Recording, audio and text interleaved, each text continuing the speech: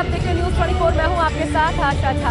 राम की नगरी अयोध्या सज चुकी है। अयोध्या का कोना कोना राम की भक्ति के रस में डूब चुका है। 22 जनवरी को भगवान राम की प्राण प्रतिष्ठा होनी है, लेकिन उससे पहले आज न्यूज़ 24 पर हम आपको भगवान राम के साक्षात दर्शन करवाएंगे, जिसका इंतजार राम भक्तों को कई सदियों से था। भगवान राम का वो दिव्य स्वरूप आपको दिखाएंगे हम, जो प्राण प्रतिष्ठा के दिन स्थापित किया जा रहा है। अयोध्या में आना अपने आप में है जैसे कैसे किसी परम धाम में आना। कितना भव्य, कितना चमत्कारिक है राम का ये बाल स्वरूप। आइए आज आपको दिखाते हैं इस कार्यक्रम में, और चलते हैं और दिखाते हैं आपको भगवान राम के दिव्य और भव्य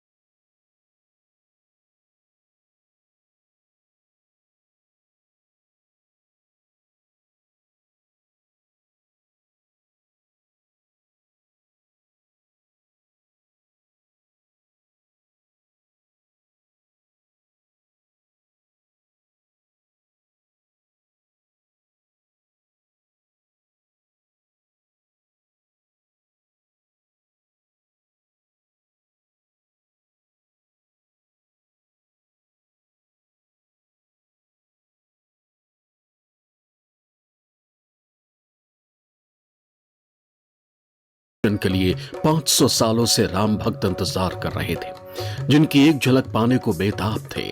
वो राम आ गए हैं।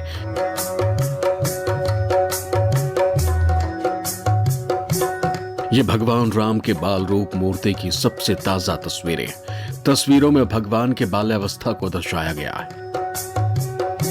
मैसूर के प्रसिद्ध मूर्तिकार अरुण योगीराज ने ये 51 इंच की रामलला की मूर्ति बनाई है।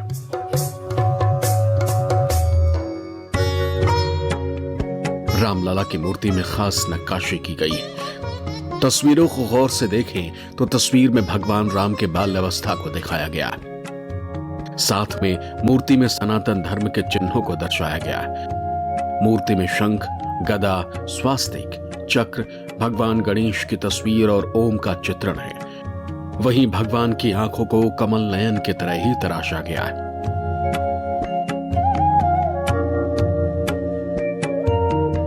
सिर्फ इतना ही नहीं, अगर मूर्ति के पूरे स्वरूप को देखें तो मूर्ति में भगवान श्री राम के दशावतार को भी बखूबी दर्शाया गया है।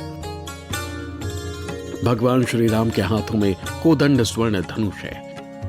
मूर्ति में विष्णु के दशावतार का वर्णन भी बखूबी किया गया है। साथ ही मूर्ति के नीचे गरुड़ के चित्र को उकेरा गया है। साथ ही भगवान राम के दाहिने हाथ में स्वर्ण बाण है। वहीं नीचे हनुमान का चित्र साफ देखा जा सकता है। वहीं सहस्त्र दल कमल, नीचे देवता मंडल भी बना है। यानी भगवान राम के मूर्ति में सनातन और त्रेता युग के हर कांड का वर्णन साफ साफ नजर आता है। भव्य राम मंदिर में स्थापित होने वाली रामलला की इस मूर्ति को बनाने के लिए नेपाल में गंडकी नदी के तट पर मिलने वाली शालिग्राम शिला समेत मैसूर और राजस्थान समेत कई जगहों के पत्थर मंगवाए गए। देश के कई मशहूर शिल्पकारों को इस महामिशन से जोड़ा गया। अरुण योगीराज की मूर्ति आखिर में फाइनल की गई, जिसकी तस्वीर अब सामने आ चुकी है। वहीं अरुण योगीराज की पत्नी ने कहा कि ये उनका और उनके परिवार का सौभाग्य है कि प्राण प्रतिष्ठा के लिए उनके पति की मूर्ति को चुना गया। साथ ही कहा कि भगवान राम अब अपने गर्भगृह में विराजमान हो रहे हैं। ऐसे में ये पल उनके लिए किसी उत्सव से कम नहीं है। हम सब बहुत खुश हुए और ऐसा लग रहा था कि पूर्वजों ने एक पुण्य का काम किया होगा कि हमको ऐसा पुण्य का काम करने मिला है। अभी 5 वर्ष का बालक, उनके चेहरे में राजयोग और वो देवता जैसे दिखते हैं, और वो उनका आंख इतना चमकीला है कि इतना सुंदर लक्षण है। और आभरण भी इतना ट्रेडिशनली बनाया है और इतना बारीक काम किया है उसके ऊपर। जब मेरे पति उसकी उनके बेटी है, मेरी बेटी को पूछ रहे थे कि कैसा कैसा दिख रहा है ये मूर्ति करके पूछा, तो मेरी बेटी बोलती थी बच्चे की तरह लग रहा है करके। तो उनको कॉन्फिडेंस हो गया कि मूर्ति बच्चे के राम लला जैसे दिख रहा है करके, तो उसको ही वो पॉजिटिव लेके और अच्छे करने लग गए। पूरब से पश्चिम तक, उत्तर से दक्षिण तक पूरा देश राममय है।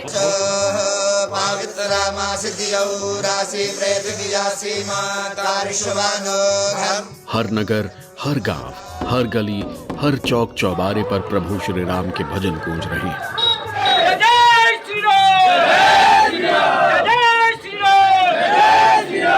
ऐसा लग रहा है जैसे एक बार फिर राम राज आ गया। बोलो श्री रामचंद्र भगवान की जय। जय श्री राम, जय श्री राम। भगवान राम की मूर्ति 51 इंच ऊंची है, वहीं इसकी चौड़ाई 3 फीट है। मूर्ति के वजन की बात करें तो करीब 200 किलो इसका वजन बताया जा रहा है। इतना ही नहीं, इस मूर्ति में भगवान के 10 अवतार का जिक्र भी है। इस मूर्ति में मत्स्य, कूर्म, वराह, नृसिंह, वामन, परशुराम, राम, कृष्ण, बुद्ध, कल के अवतार का जिक्र किया गया है। बाल रूप बनाना कोई आसान नहीं था। ये देखिए, ये एक बच्चे का है तस्वीर कि बच्चा कैसा दिखना चाहिए, किस तरह उसकी मुस्कुराहट होती है, किस तरह उसकी आंखें, किस तरह गाल, किस तरह हाथ, किस तरह भंगिमाएं।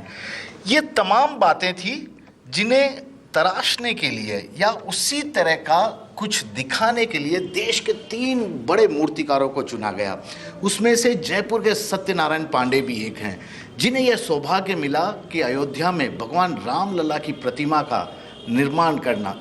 और आज सत्यनारायण जी पांडे हमारे साथ हैं। क्या पहला एक्सप्रेशन था जब आपको ये जिम्मेदारी की बात आई थी?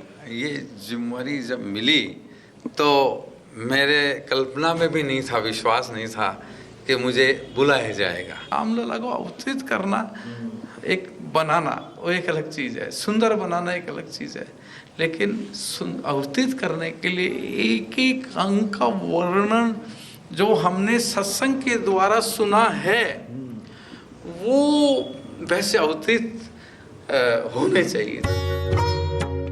मूर्ति के आसपास हर तरफ काले पत्थर ही दिख रहे हैं, जिसके बाद से ये सवाल सबके मन में उठ रहा है कि आखिर काले रंग के पत्थर ही मूर्ति निर्माण के लिए अरुण योगीराज ने क्यों चुना।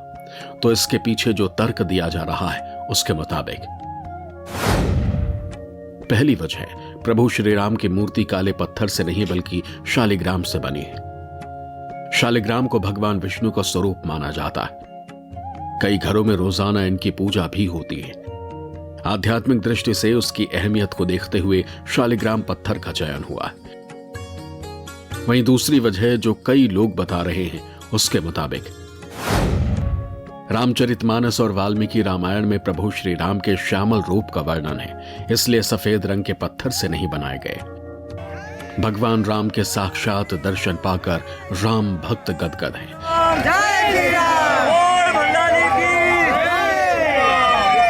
वहीं अयोध्या का माहौल इतना मनोरम है कि मानो त्रेता युग आ गया।